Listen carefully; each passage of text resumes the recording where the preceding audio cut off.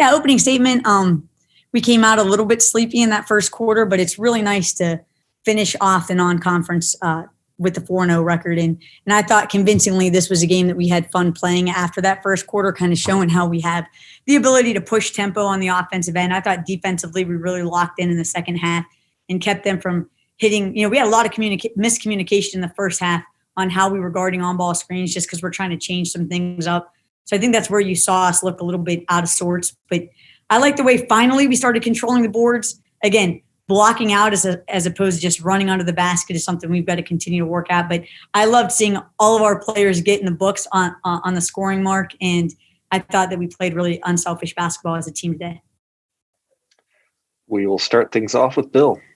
Coach, obviously Kayla and Jalen both had really big games today, and I know when we've talked, you've been excited about what you've seen in practice and knew it was just a matter of time before they played that way in games. But to have a game like this just before conference play, how big do you think this is going to be for their confidence, heading into ACC play now?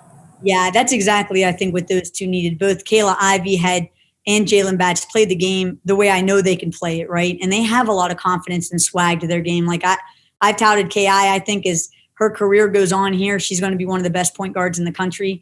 Jalen Batts is one of the most athletic players and has a great sense of the game. She has really good court sense. So as long as she's playing with her confidence and they both have confidence out there, it just adds that other dimension and gives us that depth that we need as a team. So I'm really glad they found their confidence today. We'll go back to Bill. Defensively, you mentioned adjusting the ball screen defense. Was that really the biggest difference even from, say, the first quarter to the rest of the game when you slowed them down a lot more on defense? I think our communication got a little bit better. And I thought just our lack of energy that we came out with picked up a lot. And a lot of times on the defensive end, that's a big part of what it's about. It's about your effort and your energy level and just you're going to make mistakes defensively, but can you out hustle those mistakes? And I thought in the first quarter, we kind of looked just like a little bit flat. So I like the way, and yes, I think just better communication in general really helped us.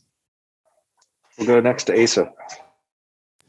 Hey, Coach, I think at halftime it was pretty remarkable. You guys had a pretty decent lead, but were actually had a lower field goal percentage than did Lowell. What do you think it says about your team that you guys could still manage to really build up those leads even when shots aren't falling?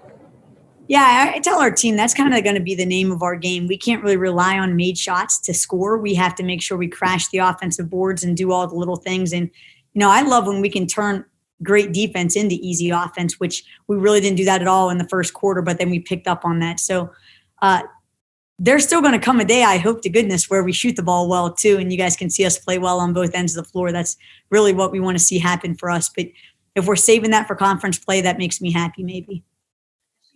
We'll go next to Eric.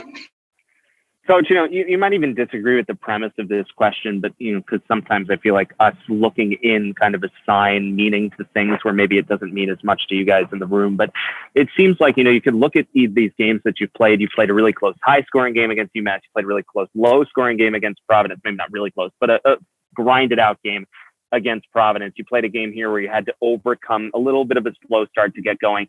Does that matter that you guys have seen different kind of ways to win in different kind of games early on in the season to give you confidence inside of a year that you can win a game a bunch of different ways? Yeah, absolutely, Eric. I mean, that's kind of the silver lining of the games that I didn't feel we played very well, like in the overtime game. That was the silver lining of it. We got experience and the confidence to know that we can win in an overtime game.